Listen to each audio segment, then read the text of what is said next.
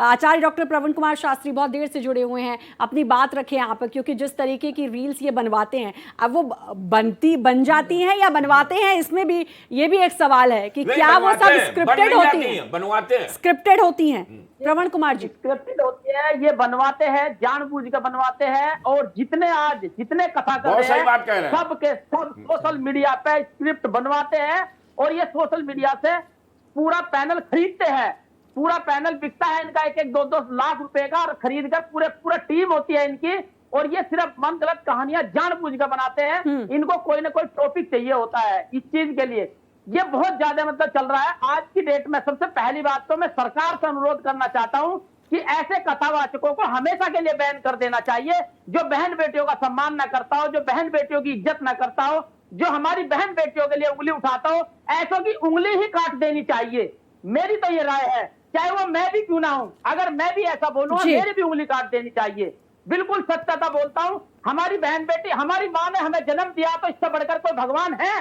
कोई भगवान नहीं है। माँ से बढ़कर भगवान नहीं है। नारी को माँ जैसे दर्जे की बात कह के, वो सम्मान दे के, और फिर इस तरीके की भाषा का इस्तेमाल करना, ये अपने आप में कहाँ तक जस्टिफाइड है, कितना जस्टिफाइड है, ये सबसे बड़ा सवाल है। श्रद्धा जी, मैं बस 2 मिनट एक बात कहना चाहती हूँ। देखिए, आपके दर्शकों के लिए कि एक संत को कैसा होना चाहिए। देखिए, a saint should be compassionate, a saint should spread wisdom, and a saint should spread smile. लेकिन इनके अंदर ये तीनों ही गुण नहीं है। देखिए, करुणा इनके अंदर नहीं है, बहन बेटियों का अपमान इन्होंने किया, समाज में नफरत फैलाने का काम कर रहे हैं। इन्होंने मुस्कुराहटें नहीं बांटी, आज सभी लोग इनसे आहत है। ये बहुत गलत बात है। और सबसे इंपॉर्टेंट बात, विवेकपूर्ण तो इनकी कोई बयान है ही नहीं, स्टेटमेंट है ही नहीं, तो ये संत है ही नहीं। इसीलिए मेरा आप सभी से आग्रह है कि इन्हें संत बोलना छोड़ दीजिए। और ये जो स्पीकर की बात हो रही है, मेरे ख्याल से इनके अंदर स्पीकिंग स्किल्स भी नहीं है, वो भी नहीं है, मोटिवेशनल स्पीकर वाली स्किल्स भी नहीं है इनके अंदर। मोटिवेशनल स्पीकर आपको परेशानियों से निकालेंगे, ये डिमोटिवेट करने वाली बात कर रहे हैं, डिमीन कर रहे हैं। एक बात लिखी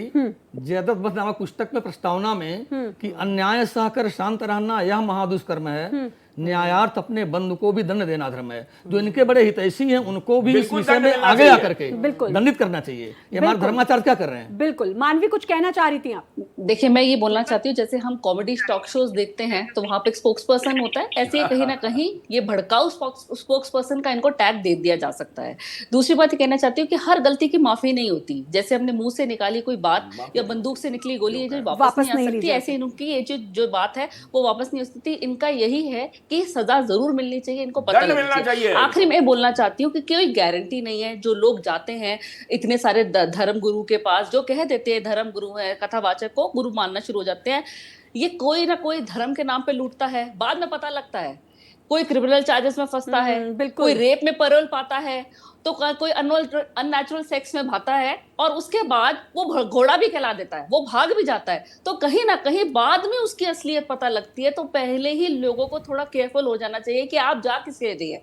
33 देवी देवता हैं, आप मंदिर जाइए, वहां मत्था टेकिए, ना कि ऐसे पाखंडी बाबाओं के जा करके उनका जो विचार है उसको फॉलो करिए।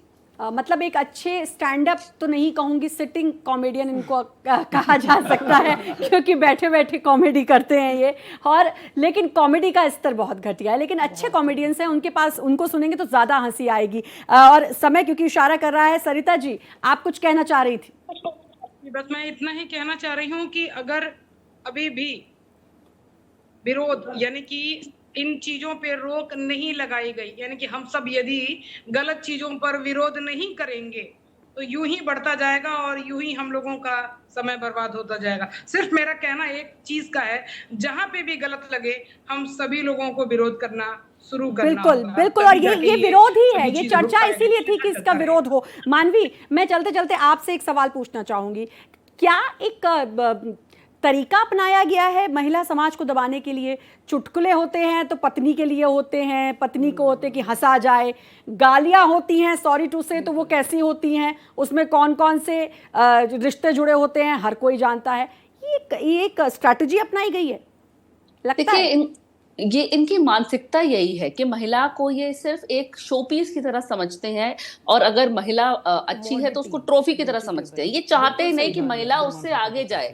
वो इनके लिए शो पीस है या ट्रॉफी है, घर पे सजी रहे और घर पे बैठे, सुबह उठे, घर का काम करे, और जो भी जो भी उसका हस्बैंड हो वो बाहर जो मर्जी करे। महिला का इतना भी अधिकार नहीं है पूछने का कि आज आपका दिन कैसा गया।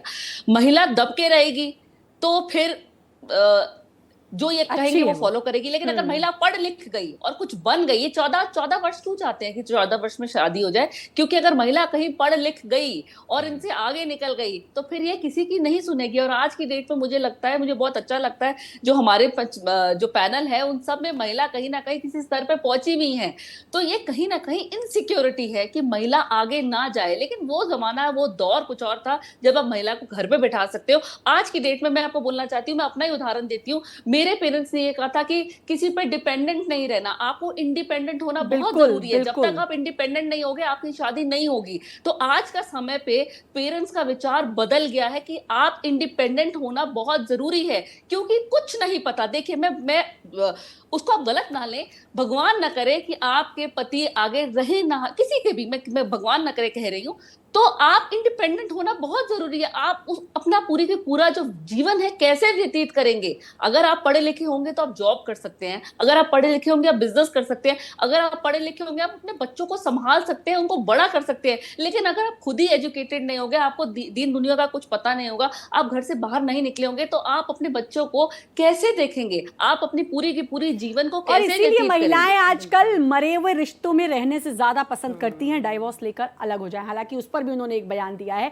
लेकिन उनको लगता है कि जिस रिश्ते में जान नहीं है प्रज्ञा जी, उससे तो बेहतर होगा कि इससे निकल जाया जाए। बिल्कुल आप सही कह रही हैं श्रद्धा जी, टॉक्सिक रिलेशनशिप में रहने का कोई फायदा ही नहीं है। और आप खुद जानती हैं, देखिए हर इंसान जानता है एक रिलेशनशिप में उसकी कितनी वैल्यू है। अगर उस रिलेशनशिप में आपकी वैल्यू है, आपको लगता है, तो आप उसे रहिए, और नहीं तो तुरंत छोड़ दीजिए और इंडिपेंडेंट बनिए। देखिए, अगर आप इंडिपेंडेंट नहीं होंगी, आत्मनिर्भर नहीं होंगी, अगर आप फिनेंशियली भी इंडिपेंडेंट नहीं होंगी, तो कहीं ना कहीं मन में कुछ थॉट्स ऐसे आपके रहेंगे कि आप जबरदस्ती चाहेंगे कि उस रिश्ते को बस चलाते रहो, क्योंकि मेरा क्या होगा। इसीलिए मैं चाहती हूं कि भारत की सभी बेटियां, सभी बहनें इंडिपेंडेंट बने, आत्मनिर्भर बने, आर्थिक तौर से भी आप स्वतंत्र बने। Freedom of finance is the biggest freedom today, and freedom of thoughts, आपके अपने विचार है, इंडिपेंडेंट ओपिनियन मेकर्स बने आप लोग, आप सोसाइटी की ओपिनियन मेकर्स है, कोई आप पर विचारों में दबाव नहीं डाल सकता है। बिल्कुल।